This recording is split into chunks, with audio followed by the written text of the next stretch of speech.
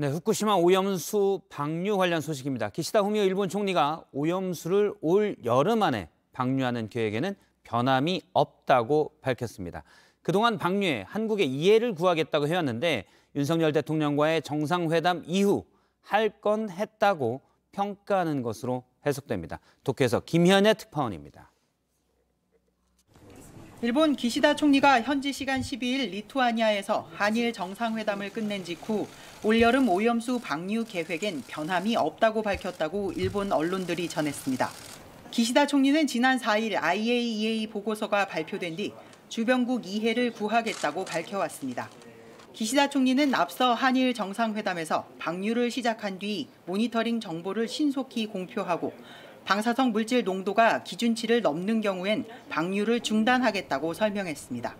海洋放出の安全性に万全を期し、自国及び韓国国民の健康や環境に悪影響を与える放出は行わない。 하지만 오염수 방류 후 점검에 한국인 전문가를 참여시켜달라는 우리 측 요청에는 별다른 입장을 밝히지 않았습니다. 윤大統領からは IAEA 包括報告書の内容を尊重することを含め、韓国政府の立場の説明があり、両首脳は当局間で引き続き綿密に意思疎通していくことで一致しました。 이 때문에 윤석열 대통령을 만난 것을 끝으로 주변국의 이해를 구하는 절차를 마무리할 수 있다는 분석입니다. 일본에선 예정대로 일본 정부가 다음 달 오염수 방류에 나설 것이라는 전망이 높아지고 있습니다. 도쿄에서 JTBC 김현예입니다. 오염수 방류를 예고한 일본이 근거로 앞세우는 게 국제원자력기구 즉 IAEA의 보고서입니다. 민주당이 IAEA에게 몇 가지 질문을 보냈고 답변을 받았습니다. 저희가 그 답변을 하나하나 뜯어봤는데 오염수 처리 시설인 알프스 성능 검증에도 또 방류 책임에도 선을 긋는 답변이 많았습니다. 최규진 기자입니다. IAEA가 지난 9일 후쿠시마 오염수 방류 계획과 관련해 민주당에 보낸 7장짜리 답변서입니다. 민주당이 IAEA 보고서가 발표되기 전인 지난달 말에 보낸 14가지 질문에 답한 겁니다. 민주당은 오염수 핵심 처리 설비인 다액종 제거 설비 알프스의 고장 사례를 거론하며 성능 검증이 필요하지 않느냐고 물었습니다. 그러자 IAEA 측은 알프스 설비의 처리 성능은 평가하는 요소가 아니다라고 답했습니다. 앞서 라파엘 그로시 IAEA 사무총장이 알프스 설비 검증엔 선을 그은 것과 같은 맥락입니다.